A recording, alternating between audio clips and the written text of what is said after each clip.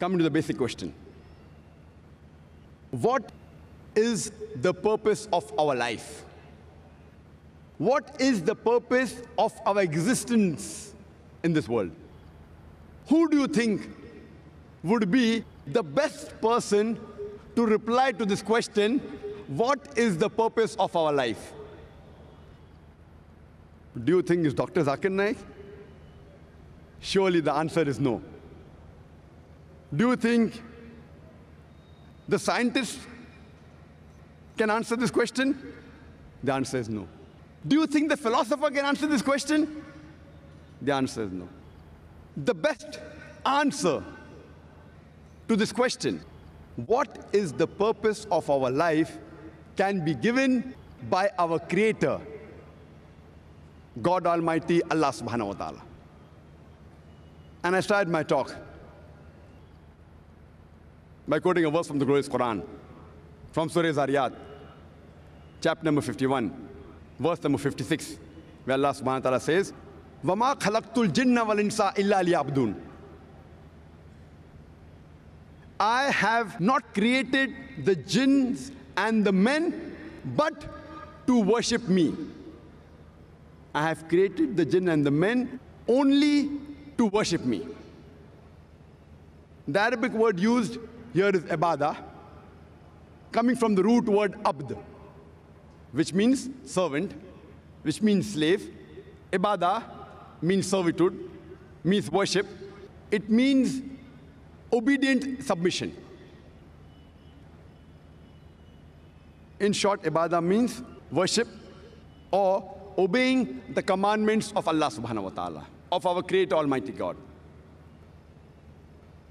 Whatever Allah subhanahu wa ta'ala Almighty God commands us, if we obey, it is called as ibadah, it is called as worship. For example, Allah subhanahu wa ta'ala says that you have to follow the 5 pillars. So if you believe in Tawheed, believe there's no God but Allah, then you're doing ibadah, then you're worshipping Allah. If you pray, if you offer salah, you're doing ibadah, you're worshipping Allah subhanahu wa ta'ala. If you give zakat, obligatory charity, you're doing ibadah, you're worshipping Allah subhanahu wa ta'ala. If you fast, you're doing ibadah, you're worshipping Allah subhanahu wa ta'ala. Allah says in the Quran that you have to provide neighborly needs.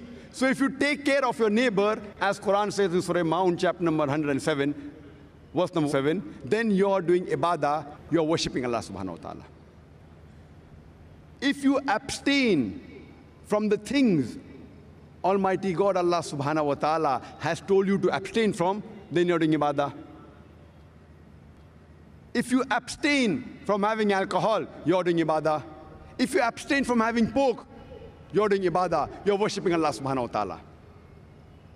If you abstain from stealing, cheating, telling lies, you're doing ibadah, you're worshipping Allah subhanahu wa ta'ala. In short, when you follow the commandments of Allah subhanahu wa ta'ala, if you submit your will to Allah subhanahu wa ta'ala, you're doing ibadah, you're worshipping Allah subhanahu wa ta'ala. And every act of a human being can be converted into worship if you follow 2 criteria. Number 1 is, the act should be done only and only for the pleasure of our Creator, Allah subhanahu wa ta'ala. Point number 2, the act should be done according to the sunnah, the way the last and final messenger, Prophet Muhammad, peace be upon him, has done. If you have these 2 things in your act, every act of yours can be converted into ibadah, can be converted into worship.